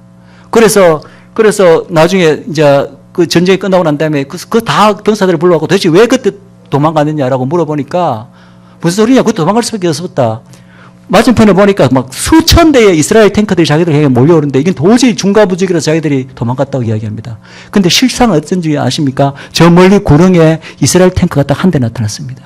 한 대가 나타났는데 그들 눈앞에 수천 대의 탱크가 나타난 것으로 보고 다 놀라고 이건 실화입니다. 이게 다큐멘테이션 되어 있는 실화입니다. 그런 걸 누가 뭐 거짓말 하겠습니까? 지금 전쟁이 패하고 이기는 상황에서 그런 걸 누가 거짓말 하겠습니까? 한 명의 그것도 아니고. 또 놀라운 일이 있습니다. 그때 전쟁이 끝나고 난 다음에 1973년에 소위 말하는 용키프 전쟁, 그때가 이스라엘의 역사상 그 존립을 가장 위협받았던 것입니다. 왜냐하면 용키프가 바로 대속죄일이거든요. 대속죄일에는 모든 이스라엘 국민이 성전에 모여갖고 회개하고 정말 하루를 그냥 경건하게 그냥 회개하며 지는 날입니다. 그걸 이스라엘 군인들도 예의가 없습니다. 그래서 정말 몇몇 초소에 있는 사람들 제외하고는 다 군인들조차도 다 그냥 몰려들어가고 죄를 속죄하고 이런 상황국에 고날을 딱 일부러 딱 맞춰서 아랍 군대가 밀고 들어왔어요. 그래서 진짜 그때는 마지막에 하나님께서 초자연적으로 하지 않으셨으면은 이스라엘이 완전히 지도에서 없어져 버렸을 것입니다. 그런데 그때 어떤 일이 참 수수께끼 같은 일이 있었냐 하면은 그때 초기에 막 물밀듯이 이렇게 막 파격 지세로 아랍연합군이 밀고 들어오다가 갑자기 어느 선에선가 골란고원 좀 지나선가 딱 멈춰서는 사흘을 꼼짝하지 않고 있는 거예요. 그때부터 바로 그대로 밀고 들어왔으면은 그냥 이스라엘이 미처 반격의 그 태세를 갖추기도 전에 끝까지 밀려버렸을 것입니다. 그래서 나중에 이거는 이스라엘 군도 이해를 못하는 거예요. 왜 그런 일이 발생했는지. 그래서 나중에 이제 그걸 물어보니까 전쟁 끝나고 난 다음에 물어보니까, 물론 전쟁은 이스라엘 승리로 끝났습니다. 그때 그 밀고 들어왔던 시리아 연합군의 그 장교들과 그 장군들이 어떤 환상을 봤냐 하면은 자기들이 이제 이렇게 몰고 들어가는데, 그들이 본 환상이 아닙니다. 이스라엘 그 랍비들이 본 랍비들과 그 이스라엘 군인들이 본 환상입니다. 그때 있어요.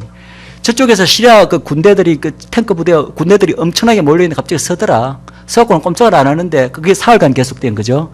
근데 그때 본 환상이 있습니다. 하늘이 열리더니 하늘에서 거대한 손이 내려와서 손이 딱 그 위 그 이스라엘 그 저기 시리아 연합군 군대를 딱 짓누르고 있는 거예요. 꼼짝도 못하도록 짓누르고 있는 거예요. 그래서 그들 나름대로 어떤 이유가 있었는지 모르지만 사흘간을 거기서 있은 것입니다. 예루살렘을 탄환할 때, 예루살렘을 처음으로 회복한 6.1 전쟁 때 어떤 일이 있었는지 아십니까? 저는 이것은 또 놀라운 어떤 감정에서 읽었습니다. 미국의 한 목사님입니다. 이 목사님이 그렇게 평소에 환상을 보고 이러신 분이 아닌데, 근데 영적으로는 굉장히 깨어 계신 분이었는데, 어느 날 환상을 봤는데 하늘이 이렇게 열리더니 하늘에 엄청난 천사들이 쫙 있는데 그 천사들이 지상의 어느 한 부위를 굉장히 막 집중해서 이렇게 바라보고 있는데 그쪽으로 내려가고 싶어서 막 어쩔 줄을 모르는 막 그런 안달함 어떤 그런 다급하고 조급하고 내려가고 싶어 하는 그런 간절한 그 표정으로 하고 있는데 허리에 모든 천사의 허리에 굵은 이런 황금 포승줄이 매여가 있더래요. 그래서 막 내려가고 싶은데 그 줄에 매여갖고 꼼짝을 못하고 있는 그 환상을 본 거예요. 그래서 이상하다. 이게 도대체 해석이 안 되지 않습니까? 그러고는 또 좀 지나고 난 다음에 한 몇 달인가 한 1년인가 좀 지나서 또 환상을 보여주는데 똑같은 환상이에요. 똑같은 환상인데 이번에는 이 천사들이 똑같이 이렇게 허리에 포승줄 쥐고 이렇게 지상을 내려다보고 있는데 어느 순간 그 포승줄이 딱 풀리니까 이 천사들이 너무나 기뻐하면서 와 환상을 지르면서 지상의 어느 한 곳으로 확 몰려 내려가더랍니다. 그리고 그게 환상의 끝이에요. 근데 그게 그렇게 해석이 안 되죠. 미국의 목사님이니까. 그래서 자기는 이제 자기 나름대로 해석하기는 이 지구상에 옛날 그 아주사 부흥과 같은 펜타솔로과 같은 놀라운 하나님의 부흥이 일어나겠다. 아마 이게 부흥의 소식에 대한 환상인 모양이다. 그렇게 이제 해석하고는 그래갖고는 이제 만나는 사람마다 물어봤대. 전화해갖고 혹시 그 지역에 지금 부흥이 일어나고 있지 않느냐? 혹은 어디에 부흥이 일어나지 않고 온데 물어봤더 부흥이 일어난 데는 아무도 없는 거예요. 그래서 도대체 그럼 이 나이도 도대체 뭘 나타내는 거야? 그래서 막 조사하다 보니까 내가 그때 환상을 본 날이 언제였지? 딱 해서 그럼 혹시 그날에 무슨 일이 있었는가? 딱 보니까 그날이 바로 예루살렘 성이 바로 회복되는 날이었다는 것입니다. 바로 그때 6.1 전쟁 예루살렘 성이 회복되는 날이 바로 그 환상 날이었어. 온 천국의 천상의 천사들이 마저 그 순간만을 기다리면서 하나님의 때가 도달하기를 기다리기 위해서 포승줄로 묶여 있다가 그냥 막 수만 명의 그 천사들이 몰려 내려가서 그 영적인 전쟁이 시작되고 이룩된 거, 그래서 풀려난 것이 바로 예루살렘입니다. 얼마나 놀랍습니까?